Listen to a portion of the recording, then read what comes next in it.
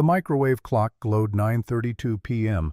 when Brennan Sullivan's phone rattled against the kitchen table, vibrating across unpaid bills like a death rattle. He stared at the screen, Sloan calling from Oregon, and felt his stomach clench. Outside, the storm had been building for hours, rain hammering the duplex's thin walls with a fury that matched the dread pooling in his chest. 3 rings, 4. He picked up. Her voice came through cold and clipped the tone of someone who'd long ago stopped expecting disappointment and started planning around it. Cole asked about the summer visit again today. Brennan closed his eyes, gripping the phone tighter. I told him we'd see. That's all I could say, Brennan. We'll see. I'm working on the plane ticket, Sloan. Just give me 2 more weeks. I've got a project coming through. You said that last month and the month before. The kids are starting to forget what you look like in person instead of a screen. The line went dead before he could respond. No goodbye. No chance to explain. Just the flat buzz of disconnection and the storm outside growing louder, angrier, as if nature itself wanted to underscore his failure. Brennan set the phone down carefully, staring at the mess spread across the table. Electric bill stamped final notice in red ink, $347 past due. Water bill, another $83. The eviction warning he'd shoved in a drawer last week because looking at it made his hands shake.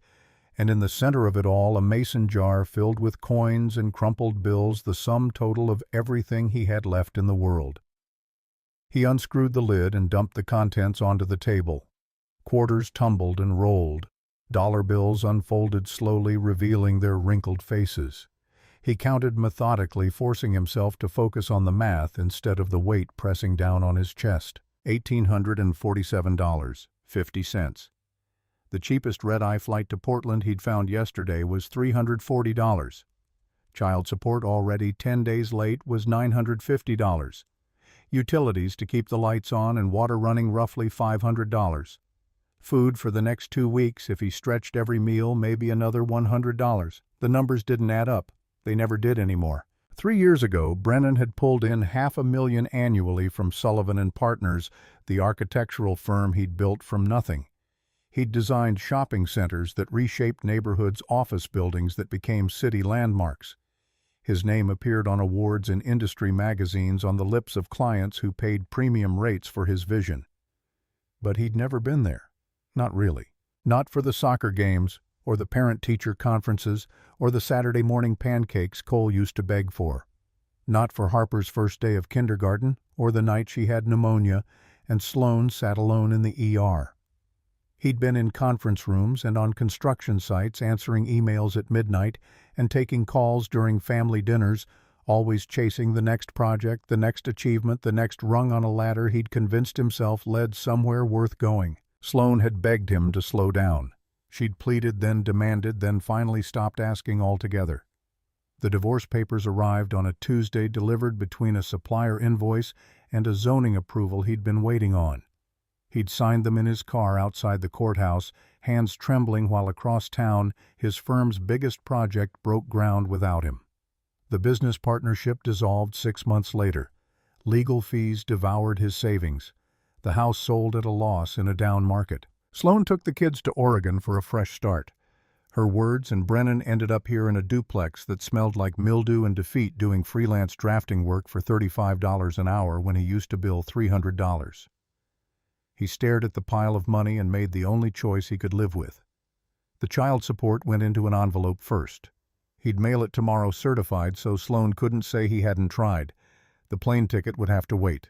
Again. His laptop sat open beside the bill's inbox, showing 43 unread messages. Most were automated reminders or spam, but 3 were from potential clients. Small jobs, a garage renovation, a deck addition, floor plans for a residential remodel. He'd sent quotes 2 weeks ago and heard nothing back. The silence told him everything he needed to know about how desperate his proposals must have looked. Brennan pulled up his calendar and counted the days until his next scheduled call with Cole and Harper. Tuesday and Saturday evening, 7 p.m. Pacific Time, 20 minutes each if the kids didn't have homework or activities, or simply better things to do than talk to the father they barely remembered living with. Those calls were the skeleton keeping him upright, the only proof that he'd once been something other than this hollow version of himself. Last Saturday, Harper had shown him a gap in her smile where her first tooth had fallen out. She'd been so excited holding the tiny tooth up to the camera, talking so fast, her words tumbled over each other. Brennan had smiled and asked all the right questions, then hung up and cried for an hour because he'd learned about it 3 days late through a text message from Sloan that read FYI. Harper lost a tooth. No photo, no video call to share the moment. Just an afterthought. A footnote in a life he was no longer part of. Cole was harder. At 8 years old, his son had started building walls brick by brick, call by call. The conversations grew shorter. The enthusiasm dimmed.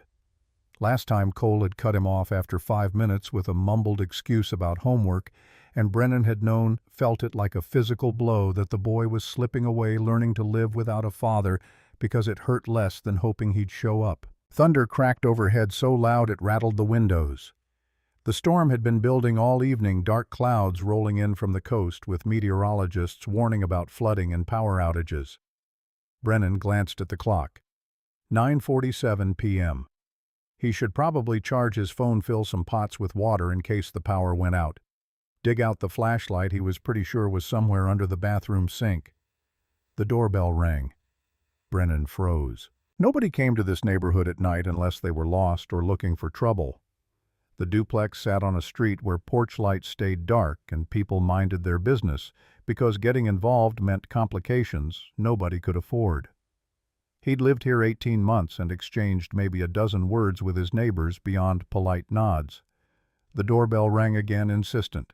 He moved to the door, carefully avoiding the floorboard that creaked and peered through the peephole. Rain streaked the glass, distorting his view, but he could make out 2 figures on his small porch. Young women, from what he could tell, soaked through and huddled together against the downpour. One of them raised her hand to knock. Every instinct screamed to stay quiet, wait for them to leave. This was how people got robbed, or worse. 2 pretty girls as bait, someone waiting in the shadows with a weapon. He'd read the stories, seen the warnings on neighborhood forums, but then one of them shifted and he caught a clear glimpse of her face. She couldn't have been older than 22, maybe 23, and the expression she wore, fear mixed with desperation, reminded him of Harper when she woke from nightmares looking for someone to make the world safe again. Brennan's hand moved to the chain latch before he'd fully decided. He cracked the door open 6 inches, keeping the chain engaged. "Can I help you?" The taller of the 2 women looked up, and her eyes held so much raw hope that it physically hurt to meet her gaze. "Sir, I'm so sorry to bother you. Our car broke down about a mile north of here. We've been walking in this storm and we've knocked on—" She paused, glancing at her companion, who nodded. "We've knocked on 17 doors on this street. You're the first person to answer. We just need to use a phone to call for help, please." Her voice cracked on the last word. Both women were shivering designer clothes plastered to their frames, hair dripping onto his concrete porch. They looked utterly out of place in this neighborhood, like they'd taken a wrong turn from a completely different life. Brennan thought about Cole's voice from their last call, that question his son had asked, seemingly out of nowhere. "Dad, are you a good person?"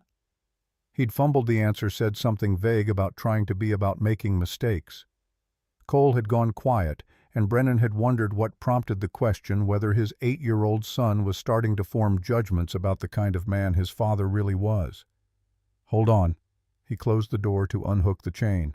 When he opened it again, the full violence of the storm hit him, rain driving sideways across the porch, wind howling through the gap. Both women flinched, but their relief was palpable. "Come in. Get out of this weather."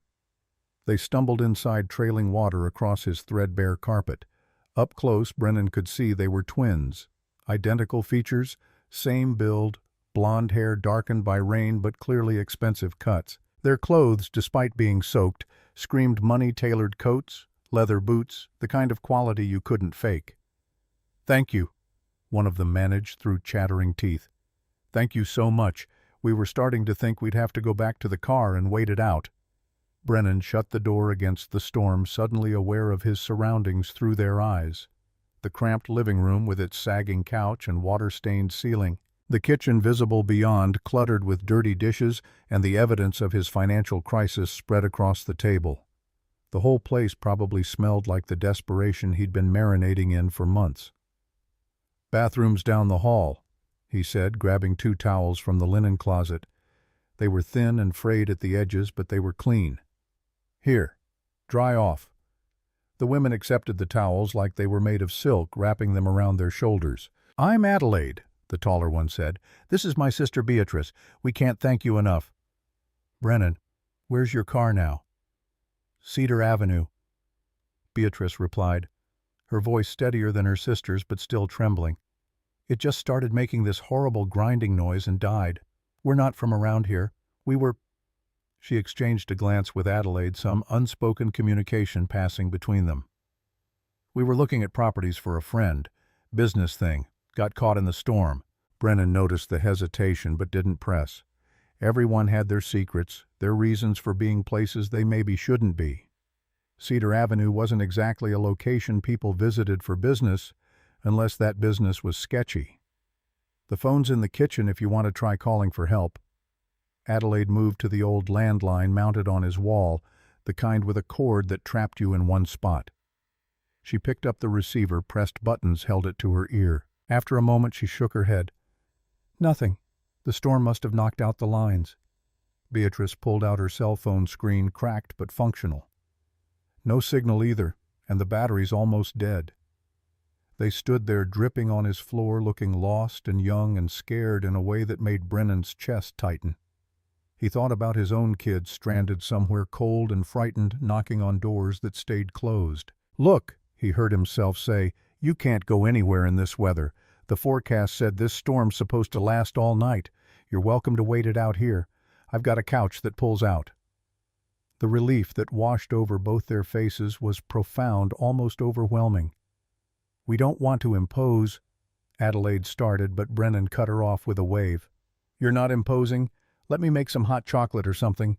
You both look frozen." He moved to the kitchen, acutely aware of the bills still scattered across the table. He swept them into a pile and shoved them in a drawer, then rummaged through his cabinets. 1 box of instant cocoa mix, the cheap kind, but it was warm, and it was what he had. The microwave hummed as he heated water, and he became conscious of the silence behind him. When he turned, both women had settled on his couch, towels draped around their shoulders, looking around his home with expressions he couldn't quite read. Not judgment exactly, something softer, sadder. "Here." He handed them mismatched mugs, the ceramic warm against his palms. "It's not fancy, but it'll help with the cold." Adelaide wrapped her hands around the mug and took a sip, closing her eyes. When she opened them, they were wet with tears that had nothing to do with the rain. "This is perfect. Thank you." Brennan settled into the worn armchair across from them, suddenly exhausted. The adrenaline of opening the door was fading, replaced by the bone-deep weariness that had become his constant companion. "So," Beatrice said after a moment, "you live here alone?" The question was gentle, curious rather than prying, but it still hit like a punch. "Yeah, divorced. My kids live in Oregon with their mother." He hadn't meant to offer that information, but something about the intimacy of the situation, strangers in a storm. The late hour, the vulnerability they'd all shown, loosened his tongue. "How old are they?" Adelaide asked. 8 and 6. Cole and Harper.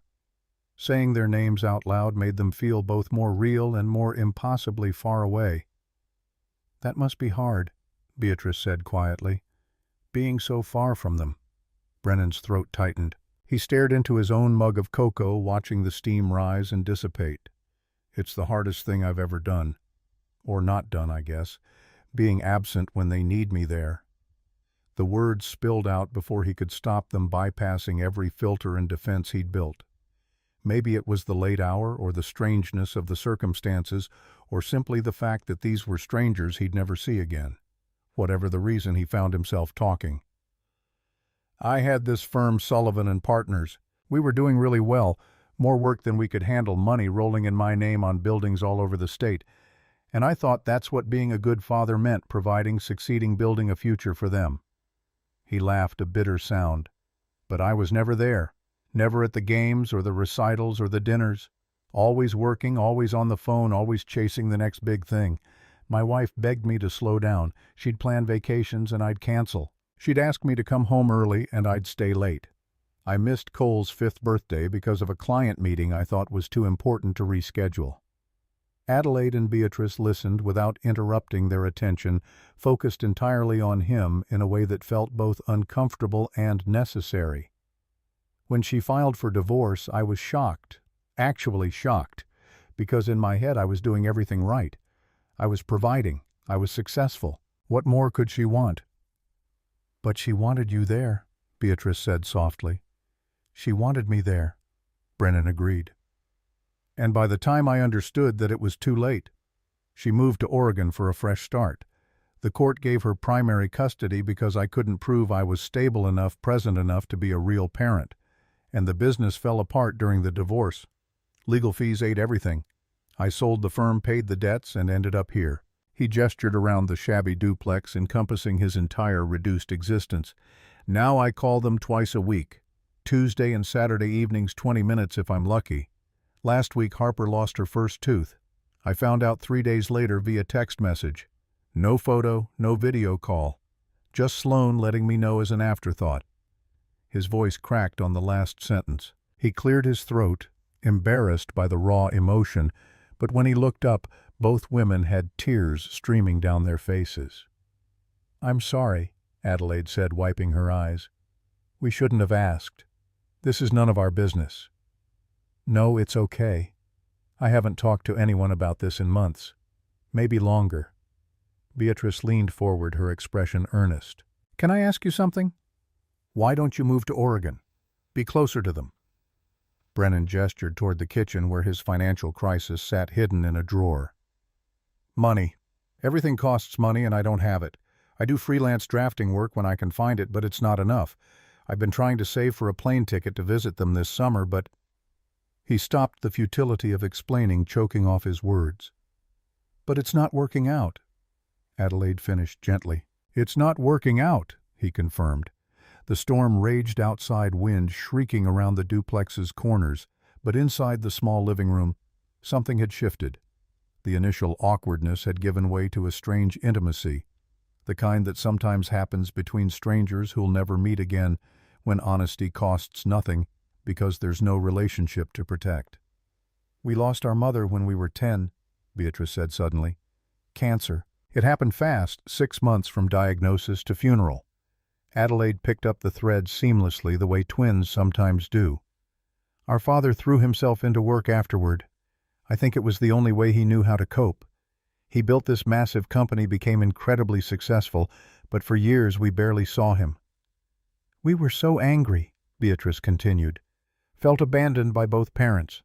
One was gone forever, and the other was just never there." Brennan listened, seeing his own story reflected back from a different angle. "What changed?" "He did," Adelaide said. "Not all at once, but gradually. He started coming home for dinner even if it meant working late afterward. He scheduled time with us the way he scheduled board meetings. He learned that presence matters more than presence, that showing up is its own kind of love." "And now?" Brennan asked. The sisters exchanged a smile. "Now he's our best friend," Beatrice said simply. "But it took years to rebuild that trust. Years of him proving day after day that we mattered more than his work." Brennan felt something crack open in his chest, painful and necessary. "I don't know if I'll get years. Cole's already pulling away. Last time we talked, he made an excuse to hang up after 5 minutes. He's 8 years old and he's already learning to live without me because it hurts less than hoping I'll show up." "Then stop making him hope." Adelaide said, her voice firm, but not unkind. "Show up. However you can, whatever it takes. I'm trying, but trying doesn't pay for plane tickets or make up for 3 years of absence." "No," Beatrice agreed, "but it's still better than giving up." They talked for another hour, the conversation winding through stories of childhood and loss, of mistakes made and sometimes corrected. Brennan found himself showing them the photo album he kept on his phone, scrolling through pictures of Cole and Harper at various ages, narrating memories he'd mostly missed. There was Cole at his first soccer game, grass-stained and grinning. Brennan had been at a zoning hearing. Harper's kindergarten graduation wearing a tiny cap and gown. Brennan had been on a conference call. The kids at Christmas 2 years ago opening presents in Oregon while Brennan watched via FaceTime from a hotel room in Connecticut. "They're beautiful," Adelaide said, studying a recent photo of both children. "They have your eyes." "Cole's starting to forget what I look like in person instead of on a screen. Sloan told me that tonight, right before she hung up on me." He didn't mention the upcoming hearing, the threat to his already minimal visitation rights. That felt like too much to share even in this confessional atmosphere. The clock on the microwave ticked past midnight. The storm had settled into a steady roar, no longer building but not letting up either. Adelaide and Beatrice were fighting to keep their eyes open, exhaustion evident in every line of their bodies. "Let me set up the couch for you," Brennan said, standing. He pulled out the hide-a-bed, a mechanism that groaned in protest but still functioned. The mattress was thin and probably uncomfortable, but he covered it with his best sheets, which wasn't saying much, and found 2 blankets that didn't have holes. "It's not the Ritz," he apologized, "but it's dry and warm." "It's perfect," Beatrice assured him. "You've been incredibly kind." Adelaide stepped forward and hugged him, quick and fierce. Brennan stood rigid for a moment, unused to physical affection, then awkwardly patted her shoulder. "Thank you for reminding us that good people still exist," she said against his chest. When she pulled back, both women were looking at him with an intensity that made him uncomfortable, like they were memorizing his face. "Get some sleep," he said gruffly. "We'll figure out your car situation in the morning." He retreated to his bedroom, leaving the door cracked open in case they needed anything. Through the gap, he could see them settling onto the pull-out couch, whispering to each other in voices too low to make out words. Brennan lay on his own bed, still fully clothed, listening to the storm and the soft murmur of conversation from his living room. For the first time in months, maybe years, his house didn't feel empty. The knowledge that there were other people breathing in his space, that he'd helped someone instead of just struggling to help himself, created a warmth in his chest that had nothing to do with temperature. His phone buzzed with an email notification. He almost ignored it, but the preview caught his eye. Legal correspondence regarding custody modification. His hand shook as he opened it. The message was from Sloan's attorney, formal and cold, outlining their intent to petition for a modification of his visitation rights. They were citing his financial instability, his inability to maintain regular visits, his failure to provide adequate support. The preliminary hearing was scheduled for 45 days out. If they succeeded, he might lose even the twice-weekly phone calls. The summer visits could disappear entirely. He could become nothing more than a name on a birth certificate, a memory that faded a little more each year until his own children forgot they'd ever had a father. Brennan read the email 3 times, feeling each word like a physical blow. Then he set the phone down carefully and stared at the water-stained ceiling, too numb even for tears. In the living room, the whispered conversation had stopped. He could hear the rhythmic breathing of sleep, peaceful and trusting. These 2 strangers had knocked on 17 doors before his 17 households that had looked through their peepholes and decided not to get involved. He'd been the one to open up, to take the risk, to choose kindness over fear. And for what? So he could lie here alone with the knowledge that in 45 days he might lose everything that mattered. The storm hammered against the windows, relentless and uncaring. Brennan closed his eyes and tried to imagine a future where things got better, where his children didn't forget him, where he became something more than this hollow shell of who he used to be. But the only image that came was Cole's face during their last call, distant and guarded, already building walls to protect himself from disappointment. Sleep came eventually, restless and thin, filled with dreams of closed doors and children who looked like strangers. Morning arrived with pale gray light filtering through cheap curtains. Brennan woke to the smell of coffee, which was impossible since he'd run out days ago, and the sound of movement in his kitchen. He stumbled out of bed, disoriented, momentarily forgetting about his house guests. Adelaide and Beatrice stood in his kitchen, somehow looking elegant despite having slept in their clothes on his lumpy pull-out couch. One of them had apparently walked somewhere and bought coffee and pastries because his counter held a cardboard carrier with 3 cups and a bag from a bakery he couldn't afford. "Morning," Adelaide said brightly. "We didn't want to wake you, but we thought you might need this." She handed him a coffee, and the simple kindness of the gesture nearly broke him. "You didn't have to do this." "You gave us shelter in a storm," Beatrice replied. "Coffee is the least we can do." They ate breakfast together, the conversation lighter than the night before, but still genuine. Brennan learned they were recent college graduates, both 22, trying to figure out their next steps. They asked about his architecture work, seeming genuinely interested in his old projects, and he found himself describing buildings he'd designed with a passion he'd thought dead.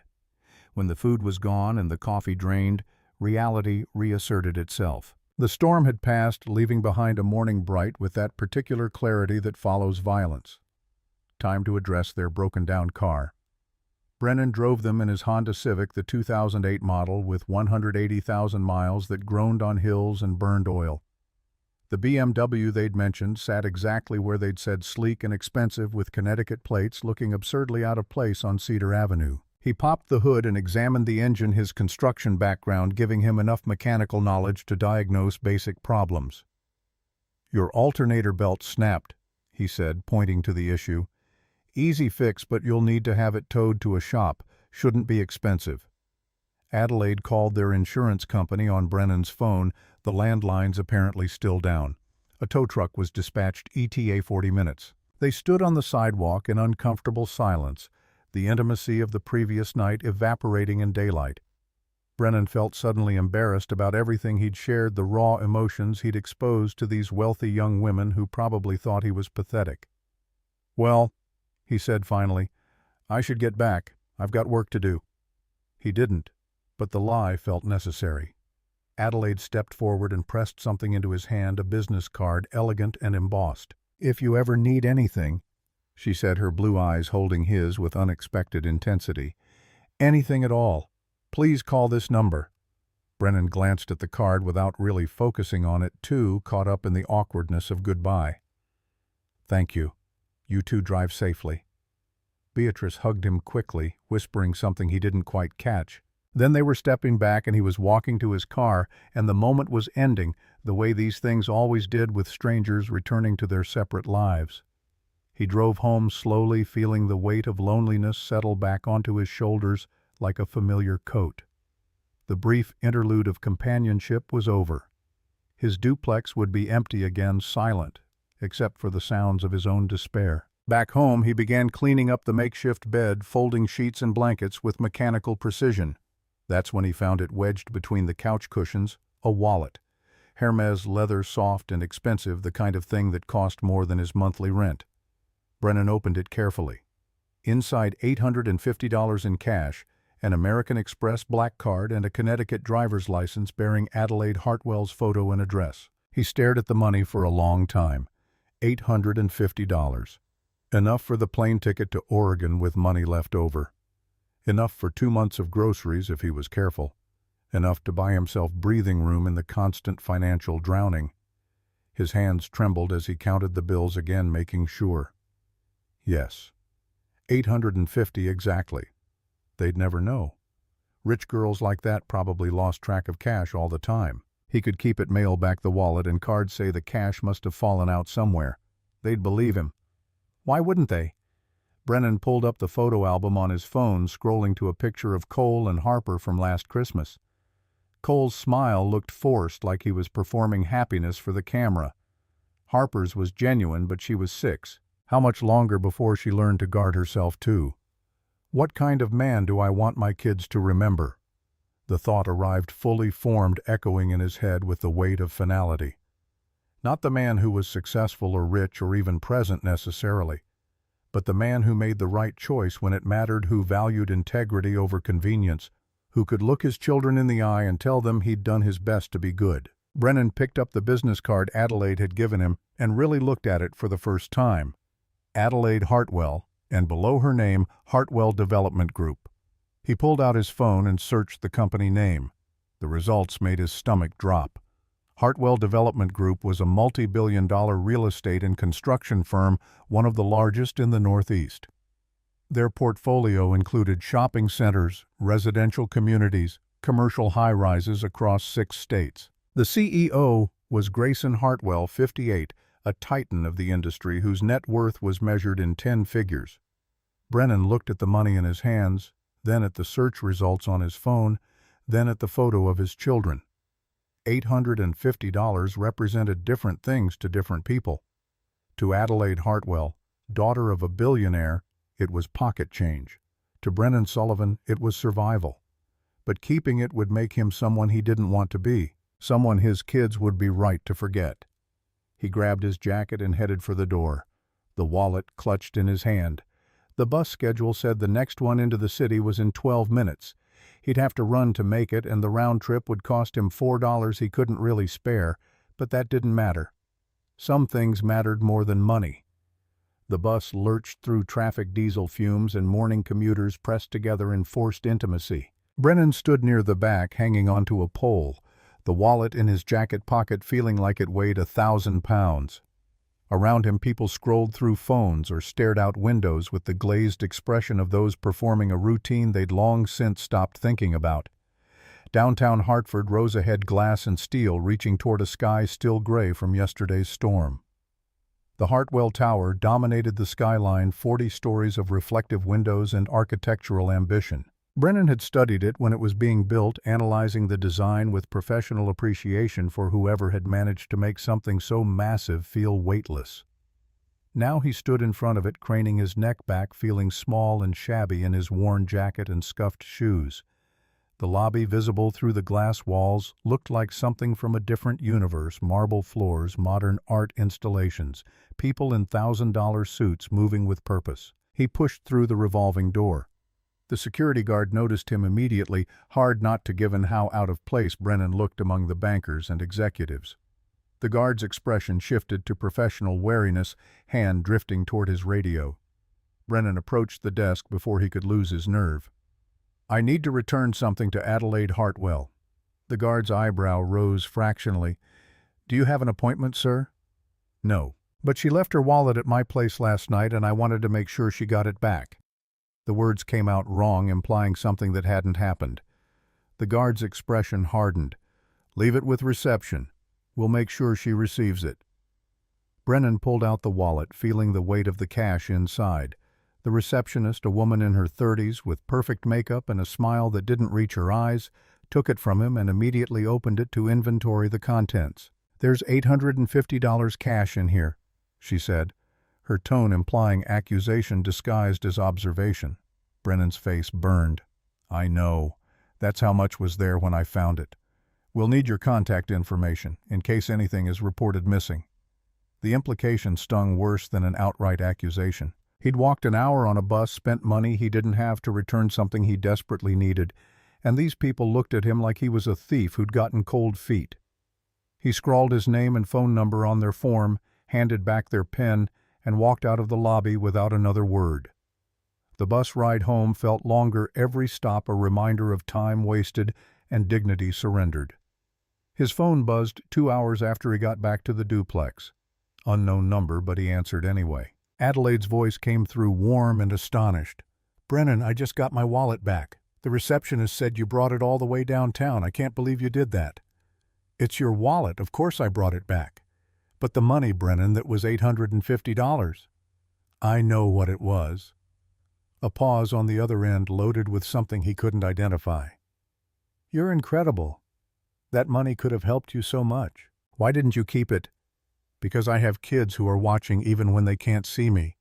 Because integrity is the only thing I have left. Because I need to be able to look at myself in the mirror." "It wasn't mine," he said simply. "Please let us repay you. At least let me take you to dinner, or—" "No need. I'm glad you got it back safely. Take care, Adelaide." He hung up before she could protest further, then immediately regretted the abruptness. His phone buzzed again, a text this time. "Brennan, you're a genuinely good person. Please don't be a stranger. If you ever need anything, I meant what I said. Call me. Adelaide." He didn't respond. What would be the point? Their worlds had intersected for one strange night, and now they were returning to their proper orbits. She'd go back to her billion-dollar family and her expensive life, and he'd continue drowning slowly in this duplex, counting pennies and missing his children. The rest of the day passed in a blur of pointless activity. He updated his portfolio website that nobody visited. He sent follow-up emails to the 3 potential clients who hadn't responded. He organized his receipts for taxes he probably wouldn't owe because he'd barely make any money this year. Around 6 p.m. his phone rang. Sloane's lawyer. Brennan's hand shook as he answered, expecting worse news about the custody modification. Instead, the lawyer's voice was professionally neutral, almost bored. "Mr. Sullivan, I'm calling to confirm receipt of your child support payment. It arrived today, certified mail." "Right, yes. I sent it yesterday. We show it's only 10 days late this time. That's an improvement." The faint praise felt like mockery. Once Brennan had written checks without looking at the amount. Now he was being congratulated for only being 10 days late. "Is that everything?" he asked, too tired for courtesy. "For now. But I'll be frank, Mr. Sullivan. The modification hearing is still proceeding. Your client's financial situation remains unstable, and instability isn't in the children's best interest. If you want to maintain your current visitation arrangement, you'll need to demonstrate significant improvement." The line went dead. Brennan sat in the gathering darkness of his living room, too depleted even to turn on a light. Significant improvement? With what resources? What opportunity? He'd done the right thing today, returned money he desperately needed, and his reward was a bus fare he couldn't afford, and a lawyer's reminder that doing right didn't change anything that mattered. Outside, the streetlights flickered on. Somewhere in Oregon, Cole and Harper were probably finishing dinner. Maybe doing homework or watching TV or playing games he'd never see. Living lives that continued perfectly fine without him. His phone sat dark and silent on the coffee table. No more calls expected tonight. Tuesday was still 3 days away. 3 days until his next scheduled 20 minutes of fatherhood, assuming the kids didn't have something better to do. Brennan closed his eyes and tried to remember what hope felt like. It had been so long he couldn't quite conjure the sensation. All he had was stubbornness, the grim determination to keep putting one foot in front of the other because stopping meant admitting defeat. But stubbornness wasn't enough to buy plane tickets or impress family court judges. It wasn't enough to close the 3,000 miles between him and his children or to rebuild trust he'd spent years demolishing. The duplex creaked around him, old wood settling pipes groaning. Tomorrow he'd wake up and do it all again. Check for jobs that wouldn't come. Count money that wouldn't stretch miss children who were learning to forget him. And maybe if he was very lucky and very persistent someday, that would be enough. But tonight, alone in the dark, it felt like the smallest, most futile thing in the world. 2 weeks crawled by with the peculiar slowness of time measured in rejection emails and unanswered calls. Brennan's inbox remained stubbornly empty of real opportunities, filled instead with automated responses thanking him for his interest and informing him they'd chosen to pursue other candidates. The 3 potential clients from before had gone silent, their projects presumably awarded to architects who didn't reek of desperation. His bank account dipped below $300 on a Thursday. By Saturday it had dropped to $217 after utilities finally went through. The duplex's heat worked intermittently now, coughing warm air for an hour before dying into cold silence. Brennan wore layers indoors and told himself spring was coming anyway. The Tuesday call with Cole and Harper came and went in 12 minutes. Cole had a science project due and couldn't talk long. Harper chattered about a field trip to a pumpkin patch that had happened 3 weeks ago. Sloane must have finally mentioned it to her. When Brennan asked about school photos, there was an uncomfortable pause before Harper said they'd already been taken and ordered. Nobody had asked him if he wanted copies. The Saturday call lasted even less. Cole was going to a friend's birthday party. Harper had a playdate. Could they talk later? Brennan said, of course knowing later wouldn't come, and hung up feeling like he was dissolving, becoming transparent, a ghost in his children's lives fading toward invisible. On Sunday morning he woke to discover his Honda Civic wouldn't start.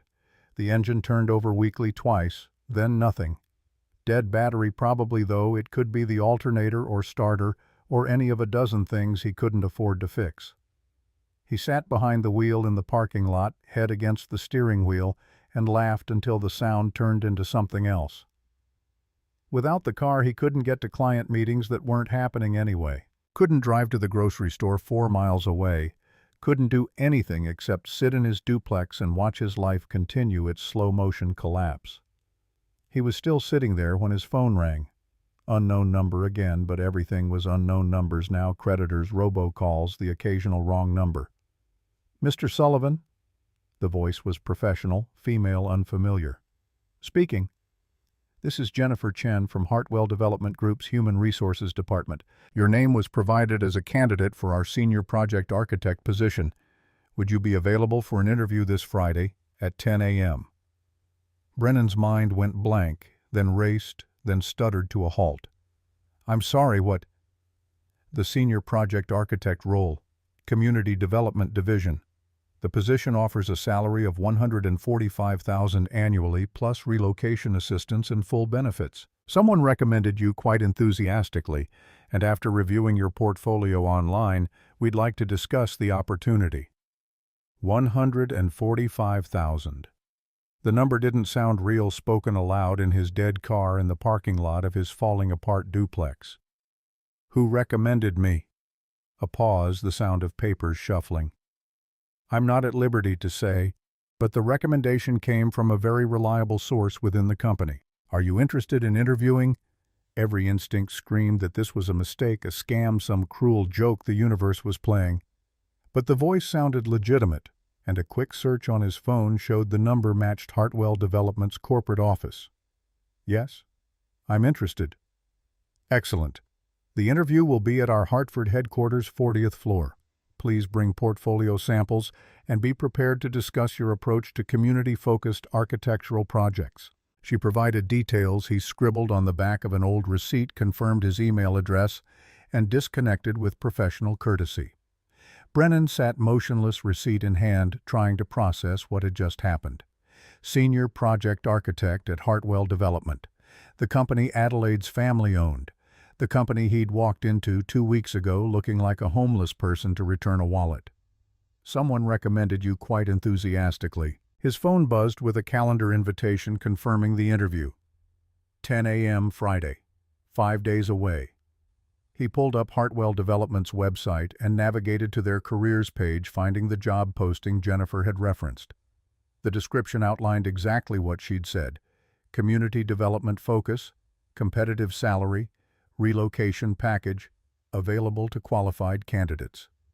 Relocation package. The words hung in his mind, pregnant with impossible possibility. Portland was listed as one of their regional offices. Portland, Oregon. 45 minutes from where Sloan lived with Cole and Harper. Brennan's hands shook as he read the posting 3 more times, searching for the catch. There had to be a catch. People like him didn't get interviews at billion-dollar companies. They didn't get 6-figure salaries and relocation packages.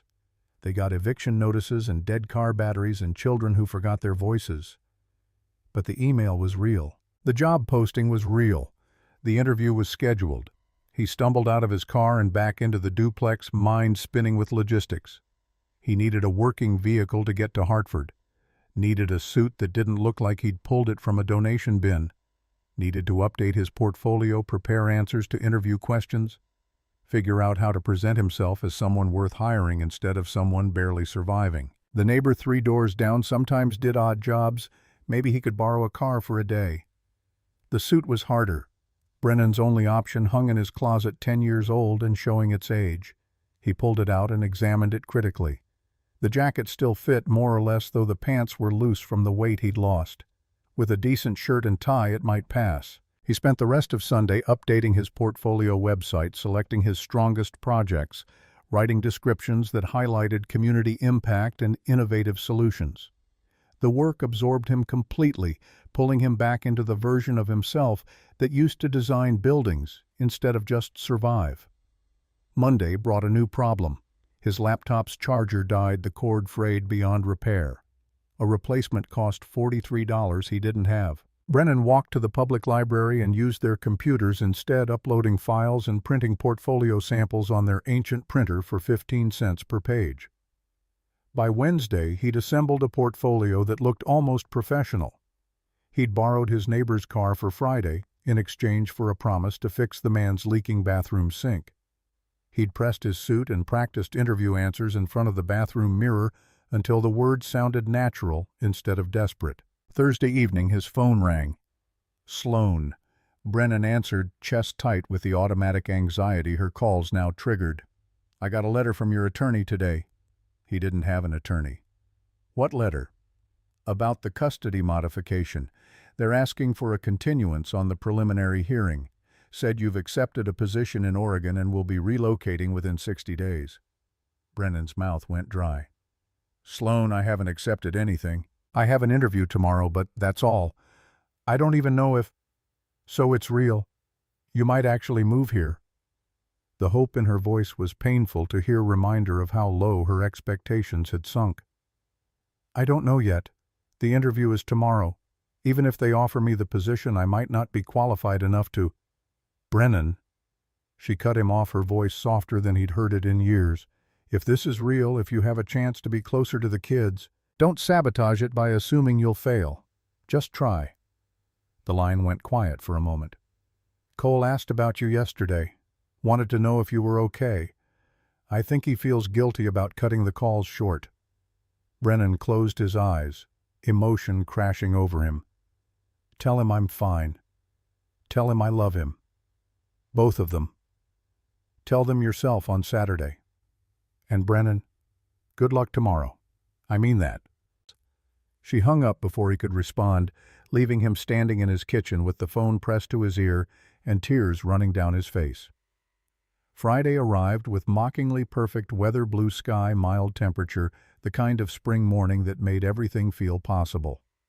Brennan dressed carefully, checking his reflection multiple times. The suit wasn't great, but it was clean and pressed. His shoes were old but polished. He looked like a man trying hard to appear successful, which was perhaps the best he could manage. The borrowed car ran rough, burning oil and making concerning noises at stoplights, but it got him to Hartford.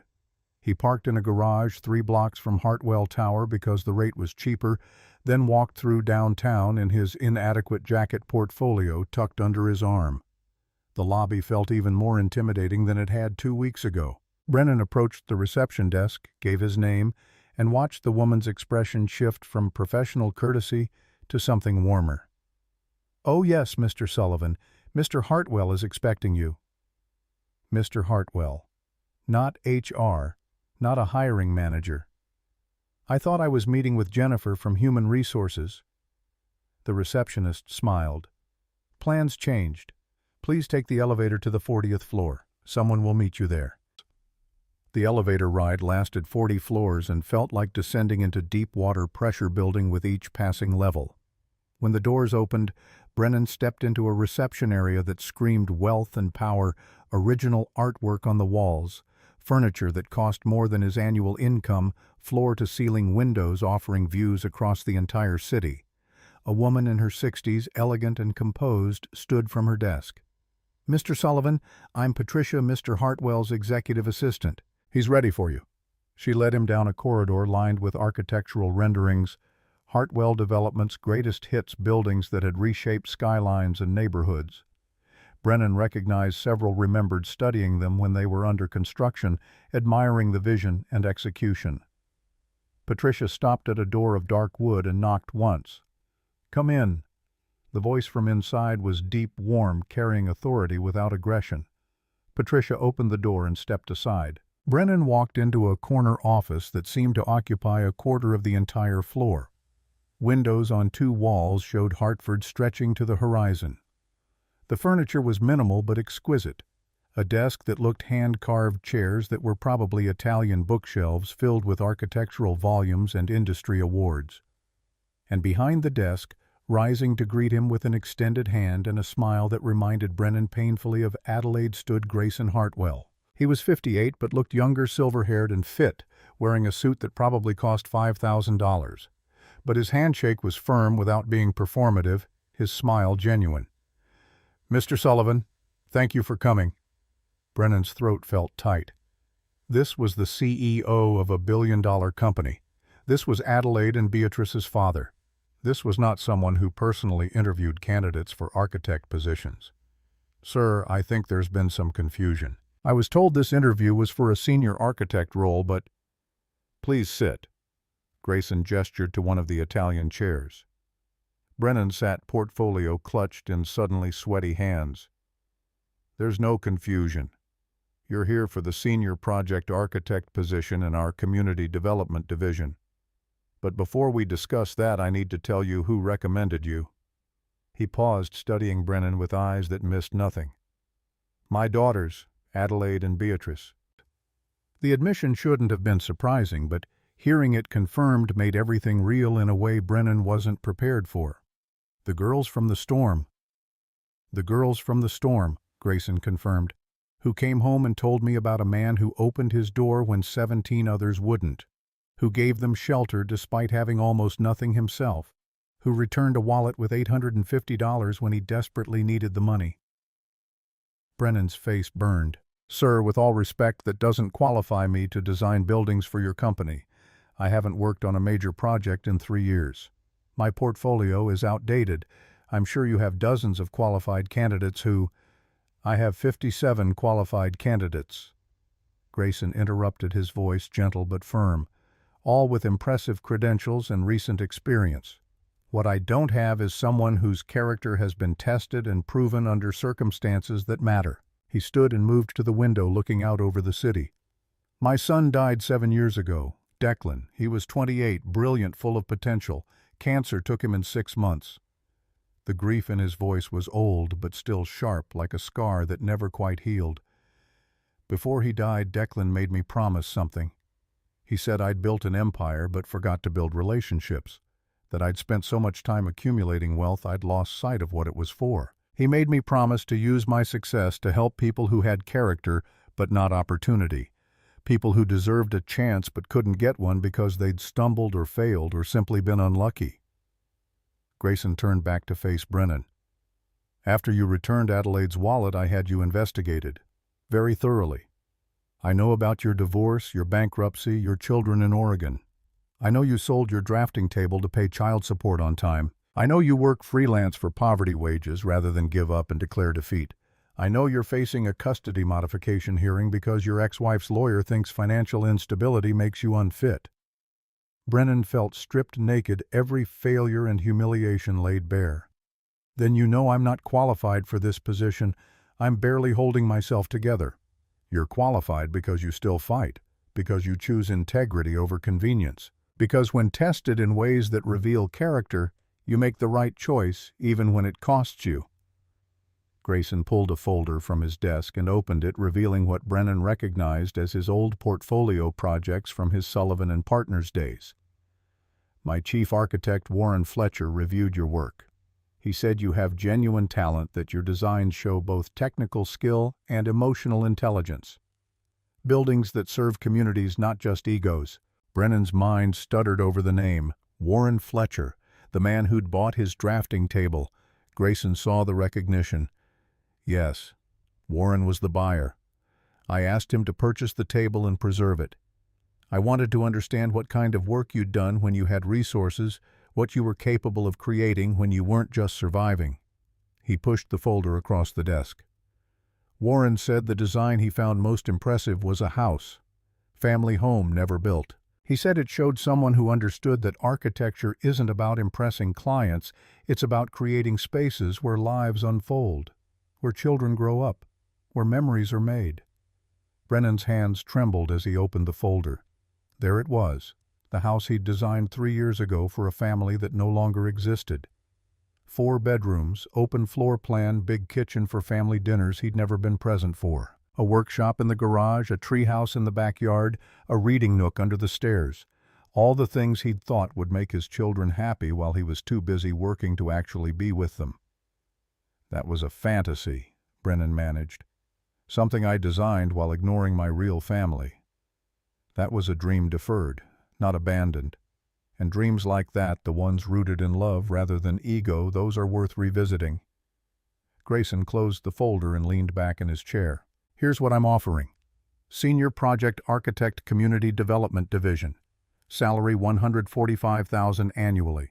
Relocation package of $25,000 to move to our Portland office. Full benefits including health insurance and contribution to Children's Education Fund. 90-day trial period to prove yourself.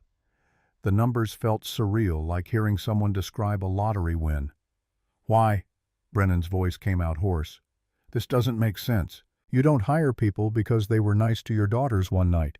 "No. I hire people because they demonstrate character under pressure, talent under examination, and persistence under adversity. The storm wasn't a test, but what you did afterward was revealing. You had every reason to keep that money, every justification. Instead, you spent money you couldn't afford to return it, then refused to accept thanks or reward." Grayson stood and moved around the desk, perching on its edge so he was closer to Brennan's level. "I'm 58 years old. I've built this company from nothing to billions. I've hired hundreds of people, fired dozens, watched careers rise and fall, and I've learned that skill can be taught, but integrity can't. You either have it when tested, or you don't. You have it." Brennan felt something breaking open in his chest, painful and necessary. "I can't accept charity. I won't be your redemption project." "Then don't accept charity. Accept a job. Accept a chance to prove yourself. Accept 90 days to show me whether my faith in your character translates to value for my company. Fail, and I'll fire you myself. Succeed, and you'll have earned every penny." The office fell silent except for the muted sounds of the city 40 floors below. Brennan looked at his hands, calloused from odd jobs and shaking from emotion he couldn't name. "What would I be designing?" Grayson's smile was slight but genuine. "Community centers, affordable housing, spaces that matter to people who need them. Your first project would be revitalizing a failing community center in a low-income neighborhood. Budget is tight, timeline is aggressive, stakeholders are demanding. It's not glamorous work, but it's important." Important. The word settled into Brennan's bones, finding a home in empty spaces that had ached for purpose. "When would I start?" "Monday, if you accept. The Portland office has space waiting. We'll arrange temporary housing while you search for permanent residence. Your children live 45 minutes from our office. You'd be close enough for regular visits, shared custody if the courts agree." Cole and Harper. Not voices on a phone, but actual children he could see touch take to breakfast on school mornings. Not missing their lives, but living in them, present and real and there. Brennan's eyes burned. "I don't know what to say. Say yes, or say you need time to think. But don't say no because you're afraid you'll fail. That fear will guarantee failure. Say no only if you don't want the opportunity." Brennan thought about the duplex waiting back in Connecticut, cold and empty and temporary. About the children forgetting his voice. About the custody hearing where a lawyer would argue he was too unstable to be trusted with his own kids. About the man he'd been 3 years ago, successful but absent, and the man he'd become, present in spirit, but absent in every way that mattered. About the drafting table he'd sold, and the wallet he'd returned, and the choice to do right, even when it cost everything. Say yes. The word stuck in his throat, pride and fear forming a barrier he couldn't quite break through. Accepting help felt like admitting defeat, acknowledging he couldn't save himself through sheer determination. But maybe that was the point. Maybe strength wasn't refusing help. Maybe it was accepting it with the understanding that you'd earn what was given, prove yourself worthy, not through pride but through performance. "I have one condition." Grayson's eyebrows rose fractionally. "Which is, I want to earn this. Not just survive the trial period, but actually contribute something valuable. I don't want to be the charity case everyone tiptoes around. I want to be good enough that hiring me was the right business decision, not just the right moral one." Something shifted in Grayson's expression, a warmth that made him look more like Adelaide and Beatrice's father and less like a CEO. "Mr. Sullivan, if I thought you'd accept charity, I wouldn't have made the offer. This is good business precisely because you're the kind of person who will fight to earn it. That drive, that refusal to accept unearned success, that's what makes you valuable." He extended his hand across the desk. "So, do we have an agreement?" Brennan's hand was shaking when he reached out, but his grip was firm. 90 days. I'll prove this was the right decision."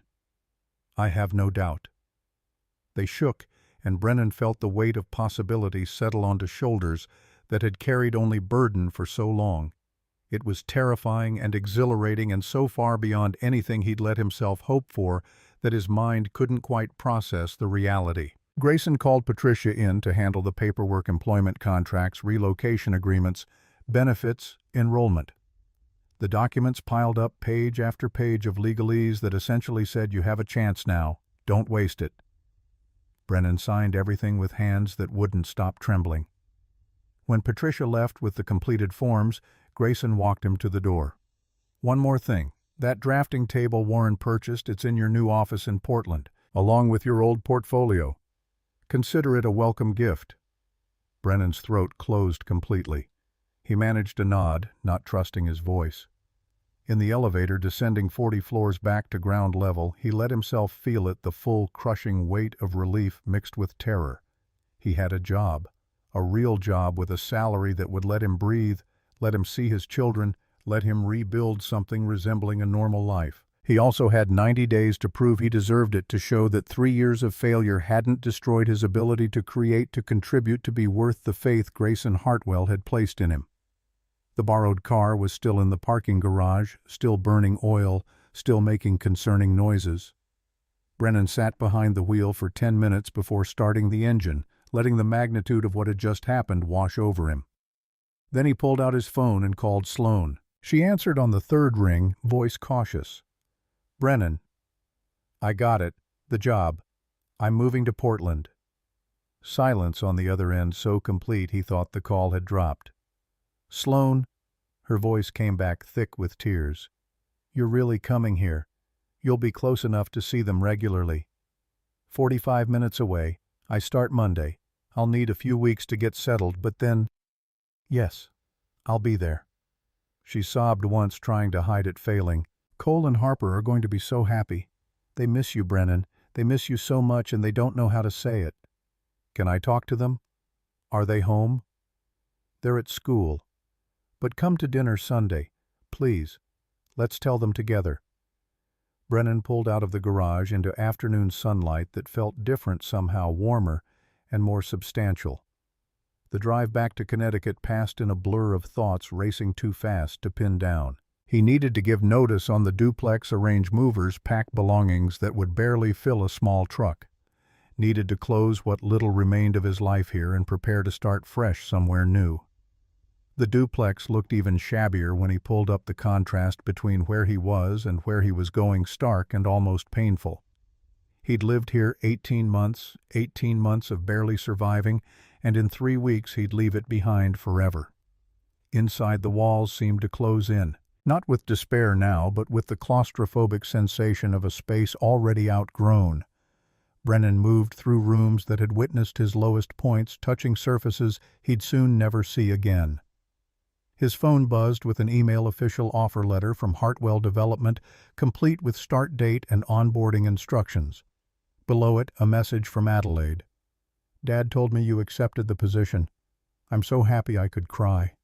You deserve this, Brennan. You deserve all of it. Welcome to the family. Welcome to the family." The phrase settled into empty spaces, filling them with something uncomfortably close to hope. Saturday's call with Cole and Harper happened at the usual time, but Brennan held back the news. This wasn't something to share over video chat. This required being present, seeing their faces, holding them when they reacted. If they reacted with happiness, the fear crept in unbidden. What if they'd adjusted to his absence? What if proximity felt like intrusion after years of distance? Cole seemed distracted during the call, Harper chatty but superficial. Neither asked when they'd see him next, a question that used to come regularly but had stopped months ago when the answer was always uncertain. Brennan hung up, feeling the weight of damage that needed repairing, trust that needed rebuilding brick by careful brick. Sunday afternoon arrived with spring rain, soft and steady. Brennan drove the borrowed car to the neighbor's house to return. It fixed the leaking bathroom sink as promised, then walked back to the duplex in the rain because it felt appropriate somehow. Cleansing. He changed into his least worn clothes and caught a bus to the train station, then a train to the airport, then a budget flight to Portland that cost half his remaining savings. The journey took 8 hours, total delays and connections eating the afternoon. Sloane's house sat in a neighborhood Brennan had only seen through video chat backgrounds, modest but well-maintained with a yard and actual trees. He stood on the sidewalk for a full minute before walking to the door, heart hammering. She opened before he could knock, like she'd been watching for him. Sloane looked the same but different, older in ways that had nothing to do with age, carrying herself with the confidence of someone who'd survived hard things and come out stronger. Her eyes were still the green that had first caught his attention 15 years ago, but they held caution now, protection against disappointment. "Hey. Hey." They stood awkward in the doorway until she stepped back. "Come in. The kids don't know you're here. I thought we'd surprise them." The house was warm, smelled like cooking garlic and tomato sauce. Framed photos lined the hallway, Cole and Harper at various ages documenting the years Brennan had missed. Birthday parties, school events, random moments of childhood captured and preserved. Voices drifted from the living room. Harper's high and excited, talking about something that happened at school. Cole's deeper, still a child's voice, but changing, growing into the teenager he'd become. Brennan's hands shook. Sloane touched his arm, brief and surprisingly gentle. "They need this. All three of you need this." She led him to the living room doorway. Both children sat on the couch, Harper with a coloring book, Cole with a handheld game. They looked up as Sloane entered, then froze when they saw Brennan behind her. Harper moved first, launching herself off the couch with a shriek that was pure joy.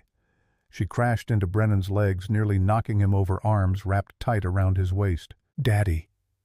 He dropped to his knees and pulled her into a hug that felt like breathing after drowning, like sunlight after months underground. She was bigger than he remembered, heavier, more real than any video chat could convey. Cole stood slowly, uncertainty written across his face. At 8 years old he remembered the broken promises, the missed events, the slow fade of presence into absence. Brennan met his son's eyes over Harper's head. "Hey, buddy." Cole's face crumpled, trying to hold back emotion and failing. He crossed the room in 3 steps and crashed into Brennan from the side, completing the embrace. They stayed like that, tangled together on the living room floor, while Sloane watched from the doorway with tears streaming down her face. When they finally separated, Harper grabbed Brennan's face between her small hands. "Are you staying?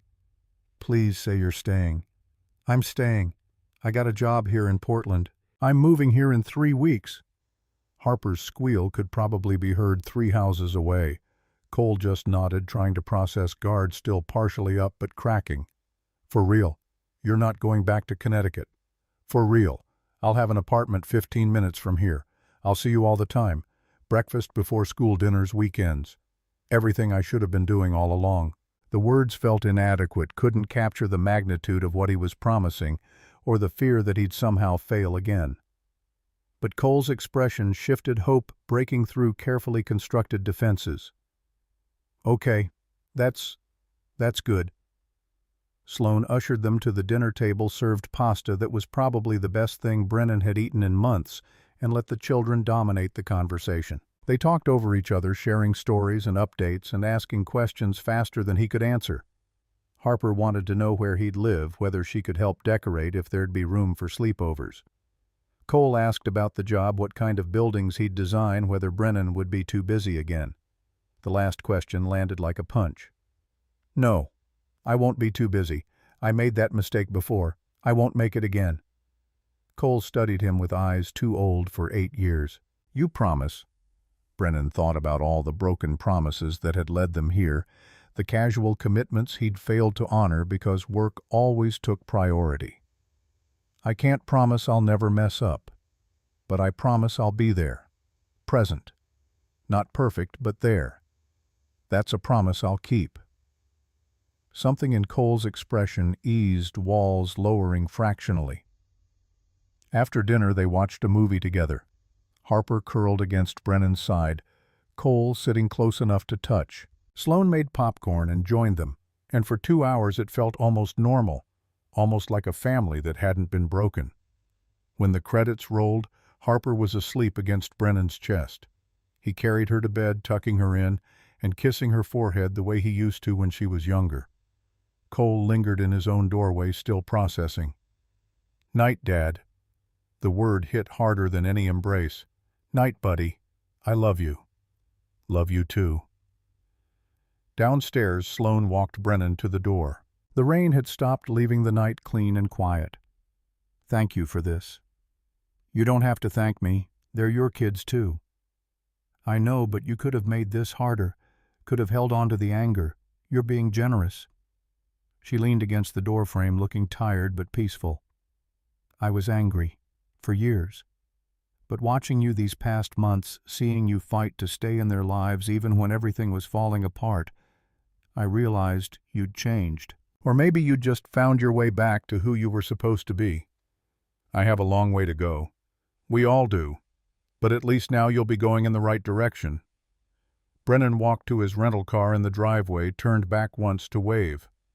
Sloane stood in the doorway, backlit by warm house light, and for a moment he could almost see the girl he'd married before he'd destroyed everything with ambition and absence. The flight back to Connecticut departed at midnight. Brennan made it to the airport with 20 minutes to spare, caught the red-eye in a middle seat between a snoring businessman and a college student with headphones. He didn't sleep, mind too full of everything that had just shifted. In 3 weeks he'd leave the duplex. In 3 weeks he'd start a job he might not be qualified for. In 3 weeks he'd begin the slow, careful work of rebuilding trust with children who deserved better than he'd given them. The terror of it should have been paralyzing. Instead, it felt like possibility, like doors opening after years of finding them locked. Somewhere over the Midwest, watching dawn break through the airplane window, Brennan allowed himself to believe that maybe, just maybe, he was being given the rarest thing, a genuine second chance. Not to recreate the past, but to build something new from the ruins of what he'd destroyed. All he had to do was prove he was worth it. Portland's rain came softer than Connecticut's storms, a persistent mist that seemed less interested in violence than endurance. Brennan stood outside Hartwell Development's regional office on his first Monday morning briefcase, containing his portfolio and the last shreds of confidence he could muster, watching employees stream through glass doors into a building that represented everything he'd lost and might reclaim. The office occupied 3 floors of a downtown tower, all clean lines and exposed brick, the kind of intentional industrial aesthetic that cost serious money to achieve. Brennan checked his reflection in the glass suit-pressed tie, straight expression hopefully conveying competence rather than terror, and walked inside. The reception area smelled like expensive coffee and new carpet. A woman in her 20s looked up from the desk, smiled with practiced warmth. "You must be Brennan Sullivan. Welcome to Portland. Mr. Fletcher is expecting you on the 3rd floor." Warren Fletcher, the man who'd bought his drafting table, who'd examined his work, and apparently deemed it worthy. Brennan's stomach churned as he took the elevator up each floor, a reminder that he was operating without a safety net now. Fail here, and there was nowhere left to fall. The 3rd floor opened into an open workspace. Architects and designers clustered around large tables covered in blueprints and models. Conversations hummed, punctuated by the occasional burst of laughter or debate. People who belonged here, who knew what they were doing. Warren stood near the windows, silver-haired and lean, examining something on a computer screen. He looked up as Brennan approached, and recognition flickered across weathered features. "The table seller. Wondered when I'd see you again." His handshake was firm, assessing. "Grayson speaks highly of you. Says you're the kind of person who does right even when it costs. That's rare in this business. Hell, it's rare anywhere. I appreciate the opportunity, sir." "Don't call me sir. Warren's fine. And don't appreciate it, earn it. I've got 6 people on my team, all good, all dedicated. You're number 7 because Grayson believes in you. Make him right." Warren gestured around the workspace. "This is community development. We don't do vanity projects or ego monuments. We build spaces that matter to people who need them. It's not glamorous. Budgets are tight timelines, aggressive clients demanding. But when you get it right, you change lives." He pulled up a file on his screen, turned the monitor so Brennan could see. Architectural plans for what looked like a deteriorating building, structural issues marked in red throughout.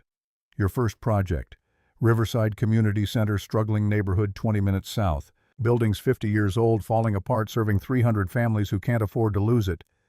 City wants to tear it down, sell the land to developers. We've got 6 months to redesign it into something sustainable, or they pull funding. Brennan studied the plan's mind, automatically cataloging problems and possibilities. Load-bearing walls in wrong places, outdated mechanical systems layout that wasted space. What's the budget? $2.8 million. Sounds generous, until you realize the building needs everything. New. Roof HVAC overhaul. Structural reinforcement, full interior renovation.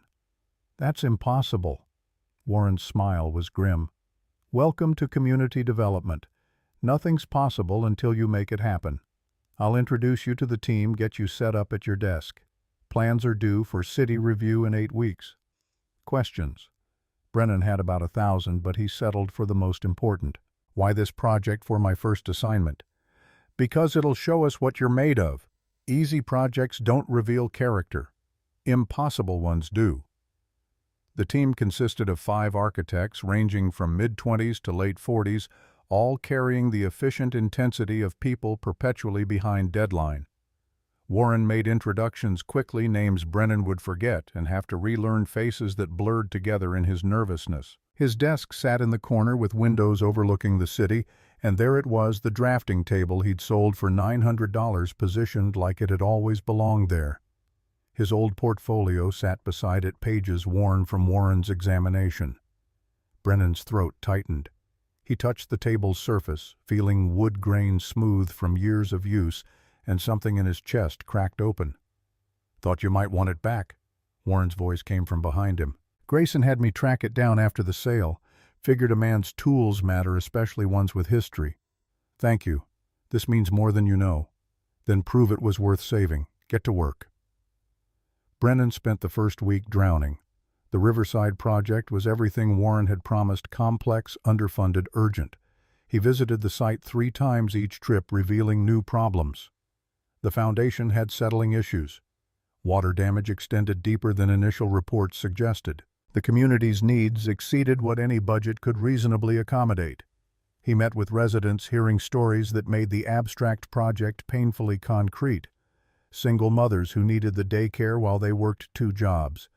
Teenagers who had nowhere safe to go after school except the center's gym and computer lab. Seniors who gathered there because loneliness was killing them faster than age. At night, Brennan worked in his temporary apartment, a furnished 1-bedroom that cost twice his Connecticut rent, sketching possibilities until his hand cramped. The building needed more than renovation. It needed reimagining, a complete reconception of what community space could be. But every design he produced cost too much, or required too much time, or sacrificed functionality for aesthetics. By Friday of week 1, he'd filled his recycling bin with failed attempts. Wednesday and Friday evenings he picked up Cole and Harper from Sloane's house, took them for dinner at casual restaurants where they could talk without pressure. Harper chattered endlessly, thrilled to have her father nearby and accessible. Cole remained more guarded, testing whether this new arrangement would last or collapse like promises past. "You seem stressed," Cole observed on the second Wednesday, pushing pasta around his plate. Brennan forced his shoulders to relax. "Just working on a challenging project. It's good stress, though, the kind that matters." "Is it like before, when work made you disappear?" The question landed with surgical precision, cutting through to the fear Brennan hadn't wanted to acknowledge. "No. Before I let work become more important than you. Now I know the difference. Work challenges me, but you're the reason I'm here." Cole's expression suggested tentative acceptance, the kind that required ongoing proof rather than words. Sunday dinner became routine. Brennan at Sloane's table, the 4 of them navigating the strange territory of co-parenting without hostility. Sloane was gracious in ways he didn't deserve, creating space for him to rebuild relationships without making it uncomfortable. "How's the job?" she asked during week 2, passing him mashed potatoes. "Difficult. I'm designing a community center with a budget that barely covers materials, let alone the vision the neighborhood deserves." "Sounds familiar? You always did want to build things that mattered." "I wanted to build things that impressed people. There's a difference." Harper looked up from her chicken. "What's the difference, Daddy?" Brennan considered how to explain architecture to a 6-year-old. Building to impress means making something that looks good in magazines. Building to matter means making something that helps people live better. One is about me, the other is about them. So you're building for them now. Trying to. Not sure I remember how. Cole's voice was quiet but clear. You'll figure it out. You're good at building things. The confidence in his son's voice was a gift Brennan hadn't earned yet, but would fight to deserve. Week 3 brought a breakthrough. Brennan was reviewing structural surveys at midnight in his apartment when the solution crystallized with sudden clarity. The building didn't need to be preserved in its current form. It needed to be strategically demolished and rebuilt around a new core. He sketched frantically design emerging fully formed as if it had been waiting for him to stop forcing it. Multi-purpose spaces with movable walls allowing rooms to transform based on need. Daycare in the morning, meeting space in the afternoon, adult education in evening. Rooftop garden providing both green space and insulation, reducing cooling costs. Solar panels offsetting energy expenses. Local materials wherever possible supporting neighborhood economy while cutting shipping costs. The design was radical efficient and just barely possible within budget if execution was flawless. Brennan brought it to Warren on Monday morning, spreading plans across the conference table with hands that wouldn't stay steady. Warren studied them in silence for 10 minutes that felt like hours. His expression revealed nothing, eyes tracking across dimensions and details with professional scrutiny. This is ambitious. It's what the community needs. It's also risky. If anything goes wrong during construction, material costs spike, timeline slips, permits delay, the whole thing collapses. I know, but playing it safe means giving them something mediocre. They deserve better. Warren looked up, meeting Brennan's eyes with an intensity that felt like judgment. You're betting your entire trial period on this. You understand that board of directors sees this presentation in 2 weeks. They approve, you move forward. They reject it, you're done. I understand. And you still want to present it. Brennan thought about the residents he'd met, their stories and struggles. Thought about the teenager who'd told him the center was the only place she felt safe.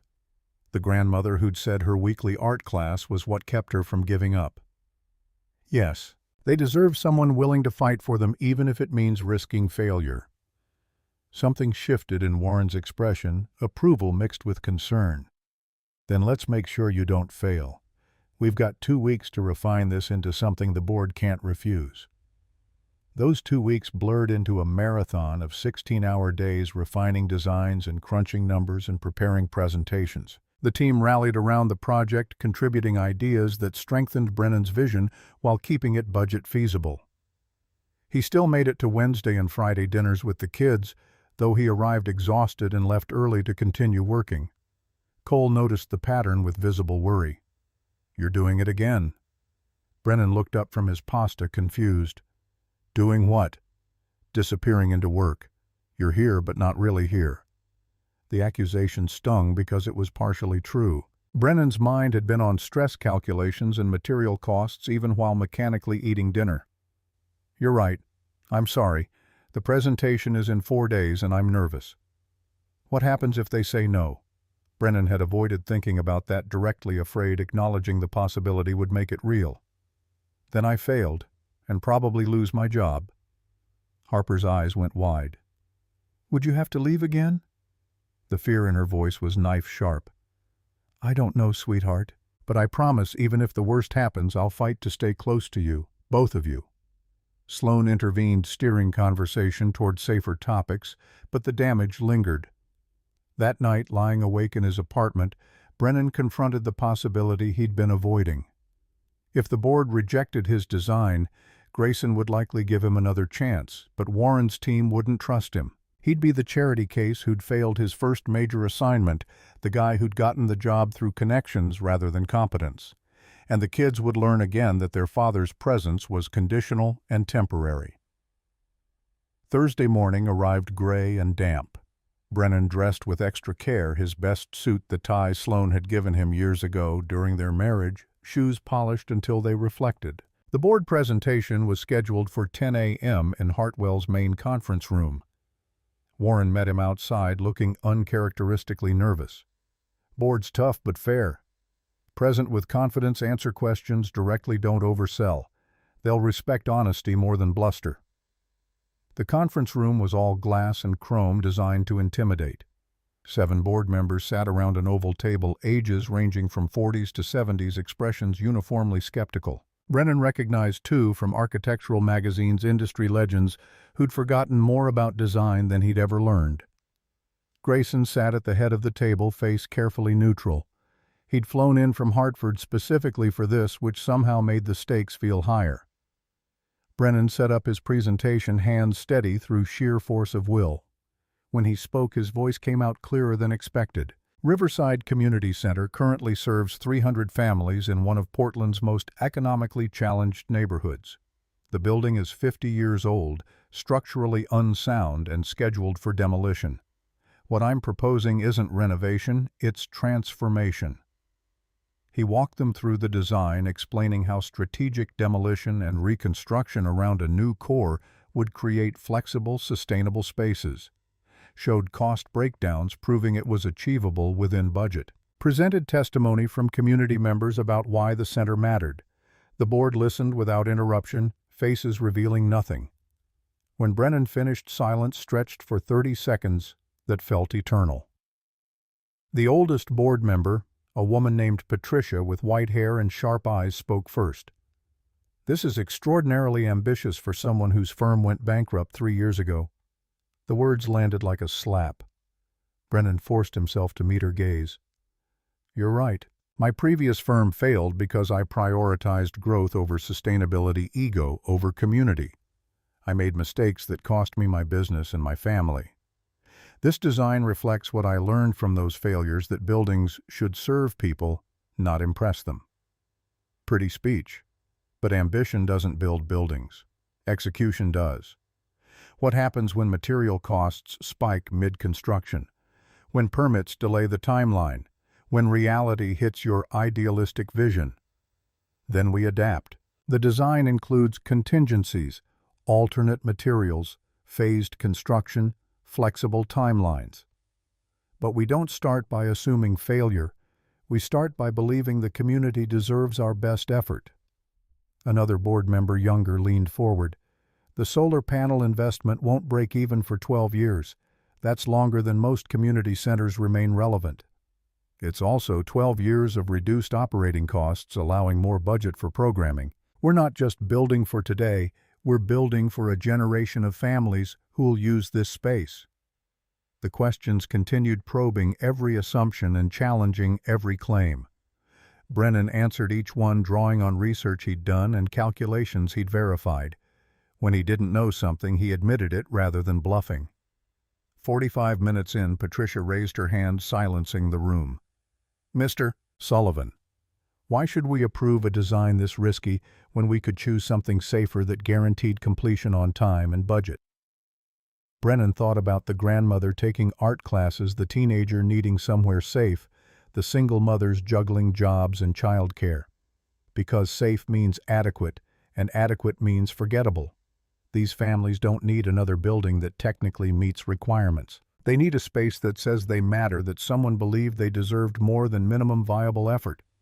Yes, this design is risky, but the biggest risk is building something so mediocre it fails to serve the community it's meant to help. Patricia's expression didn't change, but something flickered in her eyes that might have been approval. "Thank you, Mr. Sullivan. We'll deliberate and notify you of our decision." The dismissal was clear. Brennan gathered his materials, avoided looking at Grayson, and walked out, trying to appear confident while his stomach twisted into knots. Warren was waiting in the hallway. That was either brilliant or catastrophic. Won't know which until they vote. How long does deliberation usually take? Could be an hour, could be 3 days. It took 90 minutes. Brennan spent them pacing his office, unable to focus on anything else. When Warren appeared in his doorway, expression carefully neutral, Brennan's heart stopped. "Board approved your design. Unanimous vote. You're green-lit for Phase 1. The relief was so intense, Brennan had to sit down, legs suddenly unable to support his weight. Unanimous? Patricia said you reminded her why she got into this business, to build things that matter. Congratulations. Now comes the hard part, actually executing what you promised. Construction consumed the next 6 months. Brennan split his time between site supervision and design refinement, solving problems as they emerged with creativity constrained by budget reality. Material costs did spike. He found alternate suppliers. Permits did delay. He restructured timelines to work around restrictions. A structural issue discovered during demolition required redesign of load-bearing supports. He adapted while maintaining core vision. Each crisis tested him differently. Each solution required innovation. And slowly, week by week, the building took shape. Cole's walls gradually lowered as Brennan proved through consistency that this time was different. Wednesday and Friday dinners became genuine rather than tentative. Harper's attachment grew secure, less desperate. Sloan started inviting Brennan to school events, soccer games, recitals, parent-teacher conferences, and they sat together as partners in parenting rather than former spouses nursing wounds. During month 4, Grayson visited the construction site unannounced. They toured half-finished spaces together, Grayson asking pointed questions about challenges and solutions. Standing amid exposed beams and fresh concrete, Grayson's expression was unreadable. "You know why I really hired you? You said it was about character under pressure. That's part of it. But the real reason was simpler. You reminded me of my son." The admission was unexpected, vulnerable. Declan was brilliant, compassionate, driven to do meaningful work. He died before he could build the things he dreamed about. When Adelaide and Beatrice told me about you, about a man who'd lost everything but still chose kindness, I saw a chance to honor Declan's memory by helping someone who shared his values. Grayson's eyes were wet, grief still fresh despite 7 years. This building isn't just community development. It's proof that character matters, that second chances are worth giving, that my son was right about what success should mean. Don't let me down. I won't, sir. I promise. Don't promise. Just keep doing what you're doing. Keep seeing people. Keep building things that matter. That's all Declan would have asked. The Riverside Community Center opened on a Saturday in late fall, sky clear and bright with that particular autumn crispness that made everything feel possible. 300 residents packed the completed space, touring rooms designed specifically for their needs. The grandmother from the art class found Brennan near the new studio, eyes streaming. "It's perfect. You made it perfect. We made it perfect. You told me what you needed, I just drew it." The mayor gave a speech about community investment. Warren spoke about sustainable development. Grayson flew in to represent Hartwell Development, praising the project as exemplar of what architecture could achieve. When Brennan's turn came to speak, he stood before the assembled crowd, feeling the full weight of journey from broken to whole. "When I first visited this neighborhood, I saw a dying building serving desperate people. What I should have seen was a community fighting to survive, deserving a space that honored their struggle. This building isn't my achievement, it's yours. You trusted me to see you, to hear you, to translate your needs into spaces that serve your lives. Thank you for that trust." Cole and Harper sat in the front row with Sloan, all three beaming. Brennan met their eyes and understood with crystalline clarity that this was success, not the building or the recognition, but the simple fact that his children witnessed him doing meaningful work and he came home to them afterward. After the ceremony, as residents celebrated with donated food and music, Grayson pulled Brennan aside. "Walk with me." They moved away from the crowd, finding quiet at the building's edge where foundation met earth. 6 months ago, I offered you a job because 2 young women told me you opened your door when 17 others wouldn't. Today, I'm offering you something else." He handed over a manila envelope. Inside documents for a property deed, 2 acres outside Portland, empty land waiting to be built upon. That house you designed 3 years ago, the one on your drafting table. Build it, for your family. However you define family now. Brennan's vision blurred. "Sir, I can't accept. You earned it. 6 months of exemplary work, a project that exceeded expectations, leadership that inspired your team. More than that, you proved that opening my door to you was the right choice. Build your dream house. Give your kids the home you always wanted to create. That Sunday, Brennan drove Cole and Harper to the property, the three of them walking the empty lot while he described plans forming in his mind. There'd be a big kitchen for family dinners, workshop in the garage where we could build projects together. Your rooms would have window seats for reading, and a treehouse out back big enough for adventures. Harper spun in circles, arms outstretched. When can we start? Soon. We'll design it together. Make it exactly what we need. Cole walked the perimeter, hands in pockets, processing. Will Mom live there too? Brennan chose honesty over false hope. Nobody. Mom has her own life, her own home. But you and Harper will have two homes, both built with love. That's not less than one home, it's different. But it's still family. Okay, I like that. Okay. They stood together, watching sunset paint the empty lot in gold and amber, three people imagining foundations that would rise and walls that would shelter, and memories that would accumulate in rooms not yet built. A year of construction followed. Brennan led the design, incorporating suggestions from Cole and Harper until the plans felt genuinely collaborative. He worked evenings and weekends, balancing the house project with new assignments from Warren, proving the Riverside success wasn't accident, but capability. Cole's trust deepened through consistency. Harper's attachment grew roots. Sloan found happiness with David, a kind man who understood that her children came first. And Brennan learned that success wasn't measured in buildings designed or salaries earned, but in the simple, profound miracle of presence over absence. The house stood complete on a Saturday in spring, exactly 1 year after Riverside's opening. Moving day arrived warm and bright, the three of them carrying boxes into rooms that smelled like fresh paint and possibility. Adelaide and Beatrice drove up from Hartford with their father for the housewarming. Sloan came with David. Warren arrived with his wife. The house filled with people who'd become family through choice rather than blood. In the kitchen Brennan had designed for gatherings exactly like this, Grayson found him alone for a moment. You did it. Built something that matters. I'm still learning, still figuring out balance. That's the secret. Nobody tells you the balance never perfects. You just keep adjusting, keep trying, keep choosing what matters most when choices conflict. Grayson's hand rested briefly on Brennan's shoulder. Declan would have liked you, would have approved of what you've built here. The house, the life, the man you've become. Helping you wasn't charity. It was the best investment I've ever made. Evening settled over the house guests, departing until only Brennan and his children remained. He tucked Harper into her new room, reading stories until she fell asleep mid-sentence. Found Cole in his room arranging books on shelves. This is really ours forever. Forever. Or at least until you're old enough to build your own homes. That's a long time away. Yeah, it is. And I'll be here for all of it. Cole set down the book he'd been holding, turned to face his father directly. I'm glad you came back. Even though it was hard at first, I'm glad. Me too, buddy. Me too. Brennan descended to the empty living room house, settling around him with creaks and sighs. He walked to the window overlooking the backyard where a treehouse stood half-finished, waiting for tomorrow's work. His phone buzzed with a text from Warren Board-approved expansion of community development. Need you to lead 3 new projects.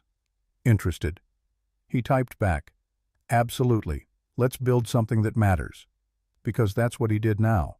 Not buildings that impressed, but spaces that served.